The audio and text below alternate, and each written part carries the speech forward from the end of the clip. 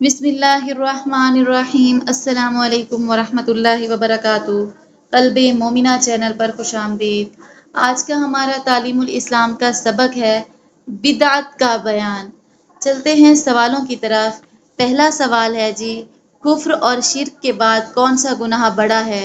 تو اس کا جواب ہے کفر اور شرک کے بعد بدعت بڑا گناہ ہے۔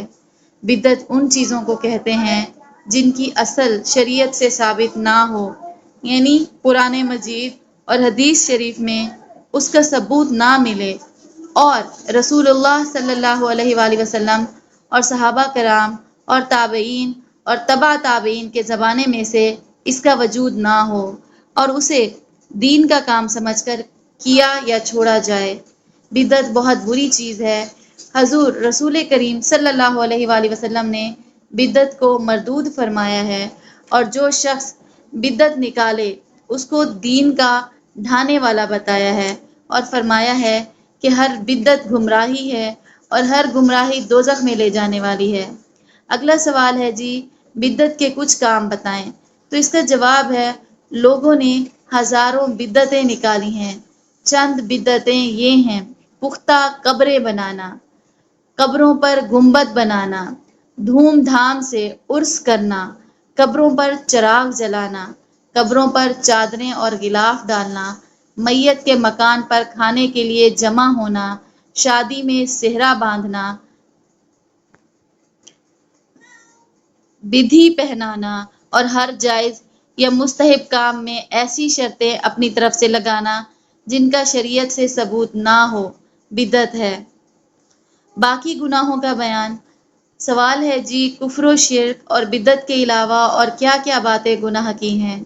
تو اس کا جواب ہے کفر و شرک اور بدعت کے علاوہ بھی بہت سے گناہ ہیں، جیسے جھوٹ بولنا، نماز نہ پڑھنا، روزہ نہ رکھنا، زکوٰۃ نہ دینا، باوجود مال اور طاقت ہونے کے حج نہ کرنا، شراب پینا، چوری کرنا، زنا کرنا، غیبت کرنا، جھوٹی گواہی دینا، کسی کو ناحق مارنا، ستانا، چغلی کھانا، دھوکہ دینا، ماں باپ اور استاد کی نافرمانی کرنا، اپنے گھروں اور کمروں میں تصویریں لگانا، امانت میں خیانت کرنا، لوگوں کو حقیر اور ذلیل سمجھنا، جوا کھیلنا، گالی دینا، ناچ دیکھنا، سود لینا اور دینا، داڑھی منڈانا، ٹخنوں سے نیچا پاجامہ پہننا، یہ مردوں کے لیے۔ عورتوں کو تو ٹخنوں سے نیچے ہی ہونا چاہیے نا شلوار اس کی، مردوں کی تھوڑی سی شلوار اونچی ہونی چاہیے۔ فضول خرچی کرنا، کھیل تماشوں، ناٹکوں، تھیٹروں میں جانا، اور ان کے علاوہ اور بھی بہت سے گناہ ہیں جو بڑی کتابوں میں ہم آگے پڑھیں گے۔ اگلا سوال ہے جی، گناہ کرنے والا آدمی مسلمان رہتا ہے یا نہیں؟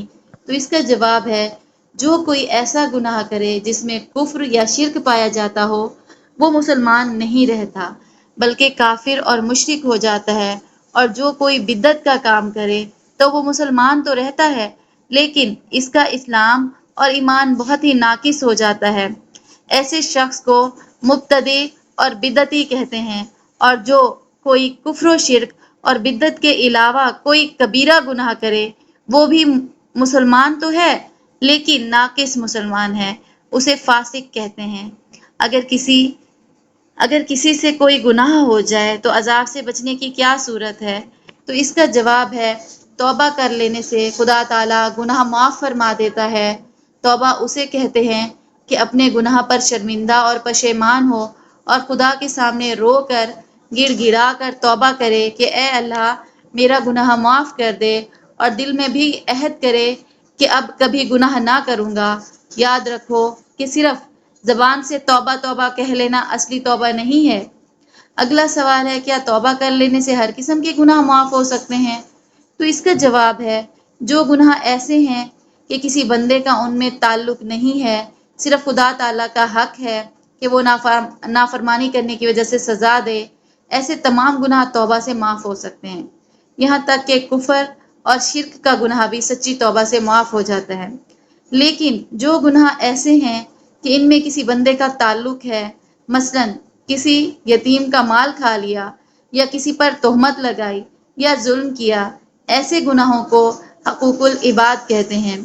یہ صرف توبہ سے معاف نہیں ہوتے، بلکہ ان کی معافی کے لیے ضروری ہے کہ پہلے اس شخص کا حق ادا کرو یا اس سے معاف کراؤ، اس کے بعد خدا کے حضور میں توبہ کرو، جب معافی کی امید ہو سکتی ہے۔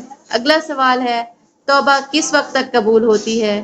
تو اس کا جواب ہے، جب انسان مرنے لگے اور عذاب کے فرشتے اس کے سامنے آ جائیں اور حلق میں دم آ جائے، اس وقت اس کی توبہ مقبول نہیں، اور اس حالت سے پہلے پہلے ہر وقت کی توبہ مقبول ہے۔ اگلا سوال ہے، اگر اگر گنہگار آدمی بغیر توبہ کیے مر جائے تو جنت میں جائے گا یا نہیں؟ تو اس کا جواب ہے ہاں، سوائے کافر اور مشرک کے باقی تمام گنہگار اپنے گناہوں کی سزا پا کر جنت میں جائیں گے، اور یہ بھی ممکن ہے کہ خدا تعالیٰ کفر و شرک کے علاوہ باقی گناہوں کو بغیر سزا دیے کسی کی شفاعت سے یا بغیر شفاعت بخش دے۔ اگلا سوال ہے، میت کو دنیا کے عزیز قریب رشتہ دار دوست وغیرہ بھی کچھ فائدہ پہنچا سکتے ہیں یا نہیں؟ تو اس کا جواب ہے ہاں، میت کو عبادت بدنی اور مالی کا ثواب پہنچتا ہے، یعنی زندہ لوگ اگر کوئی نیک کام کریں، مثلا قرآن شریف یا درود شریف پڑھیں، خدا کی راہ میں صدقہ خیرات دیں، کسی بھوکے کو کھانا کھلائیں، تو ان کاموں کا ثواب خدا کی طرف سے انہیں ملے گا۔ لیکن خدا تعالیٰ نے اپنی رحمت سے اتنا بھی اختیار دیا ہے کہ اگر یہ نیک کام کرنے والے اپنا ثواب کسی میت کو پہنچانا چاہیں تو خدا تعالیٰ سے دعا کریں کہ یا اللہ اس کام کا ثواب میں نے فلاں شخص کو بخشا، تو اللہ تعالیٰ اس میت کو وہ ثواب پہنچا دیتا ہے۔ ثواب پہنچانے کے لیے کسی خاص چیز یا خاص وقت یا خاص صورت کی اپنی طرف سے تخصیص نہیں کرنی چاہیے، بلکہ جو چیز جس وقت میسر ہو اسے خدا کے واسطے کسی مستحق کو دیکھ کر اس کا ثواب بخش دینا چاہیے۔ رسم کی پابندی یا دکھاوے اور نام اور شہرت کے لیے بڑی بڑی دعوتیں کرنا یا اپنی طاقت سے زیادہ قرض ادھار لے کر رسم پوری کرنا بہت برا ہے۔ آج کے لیے بس اتنا ہی۔ اگر آپ چینل پر نئے ہیں تو چینل کو سبسکرائب کریں، ویڈیو کو لائک کریں اور آگے شیئر کریں۔ جزاک اللہ خیرا۔